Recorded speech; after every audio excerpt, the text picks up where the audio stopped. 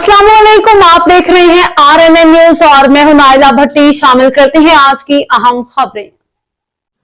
बहावलपुर से आपको अपडेट करेंगे। अलीम रऊफ फराई की रिपोर्ट के मुताबिक खैरपुर टामे वाली के इलाका पुल नूर असहाब के करीब सीसीडी फोर्स और मुल्जिमान के दरमियान पुलिस मुकाबला हुआ, जिसमें फायरिंग के तबादले से इलाका लरज़ उठा। जराये के मुताबिक सीसीडी फोर्स के circle in-charge inspector Bilal Qureshi अपनी टीम के हमरा नाकाबंदी में मसरूफ थे कि अचानक मुल्जिमान ने फायरिंग शुरू कर दी।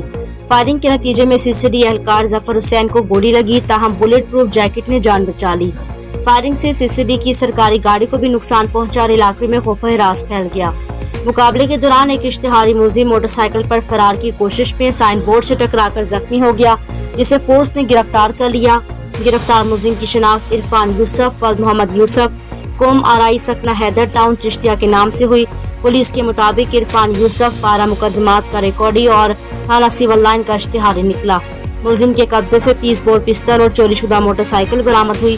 तहकीकात में इंकशाफ हुआ बरामदशुदा मोटरसाइकिल थाना मुस्तफा टाउन लाहौर के मुकदमा नंबर 378/25 में मतलूब है।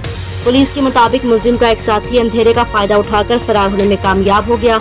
सीसीडी फोर्स और दीगर कानून नाफिज करने वाले इदारे ने इलाके को कॉम्बिंग ऑपरेशन शुरू कर दिया ताकि मफूद मुल्जिम को गिरफ्तार किया जा सके।